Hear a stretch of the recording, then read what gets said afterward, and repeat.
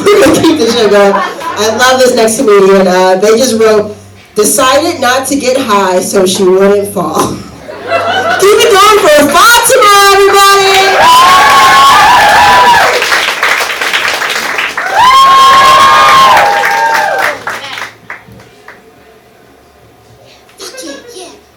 Take this off. Woo! Woo! Hi, everyone. Thank you for coming.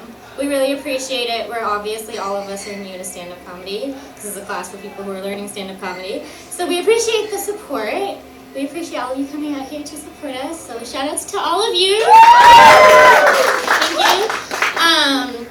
So I need to stand-up comedy. There's a lot I didn't know. I learned a lot in this course. Obviously, that's what we're here for. I only went to 2 of the classes, but I learned a hell of a lot.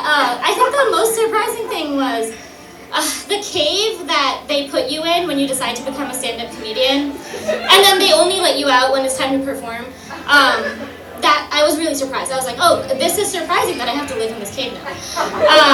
But the best art is made under strife, so that's why they do it. And I don't want to brag, but I have a lot of religious and cultural trauma, so my art is out of this fucking world. Yeah, I was raised in a Indian, Canadian, Muslim household, so shout outs to all my Indian, Canadian Muslims. Damn! Okay, I was really only expecting it to be my one friend who I brought here. But if there's others of you, that's wonderful.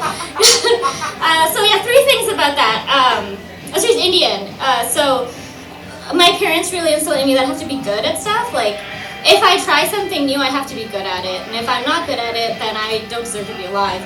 And then the thing about being Canadian, you know, Quinn did her set about like how she wishes she was Canadian and like maybe she was born really close to Canada. And then I love when she does that because I get to come out here and just give you an example of how much Canadian people suck ass. But the thing about being Canadian is you have this insufferable need to be like liked. Like I want everyone to like me all the time, which is great. It's really good for my mental health. And then the thing about being Muslim is you're not supposed to like drink or do substances.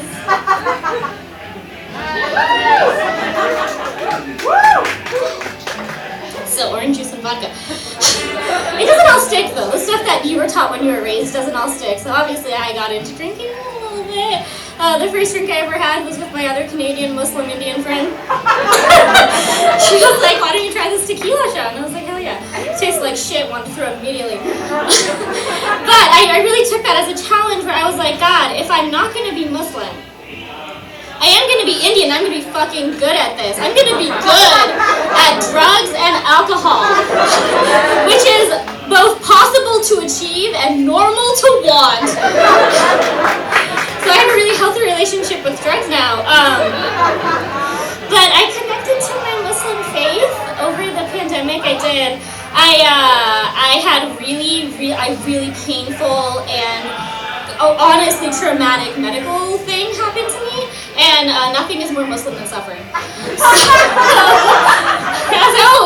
people like that one. Yeah. So I had to go to the hospital a couple of times. I had something called a perirectal abscess, which is when you have a pimple inside your butt cheek, and it's between the fat and the muscle, so it's really hard to drain it. They have to do it surgically. So this was like really fun for me. I also had to take FMLA, like I had to go on leave from work for this. And I knew it was bad because I was in fucking pain. And the first doctor that I saw was a walk-in doctor, and she didn't do much. She like poked at it. She was like, you need to go to the emergency room immediately. And I was like, amazing. When I was walking out of the walk-in clinic, she made eye contact with me. She was like, good luck. And I was like, okay, good, I'm about to die. And then the emergency room doctor was a lot nicer. She's very empathetic. She's like, you don't need to worry. I see this all the time. Like, this is completely normal. Which immediately indicated to me that I was a horrible little freak who was going to die. Because doctors don't say you don't need to worry unless something is about to go horribly wrong.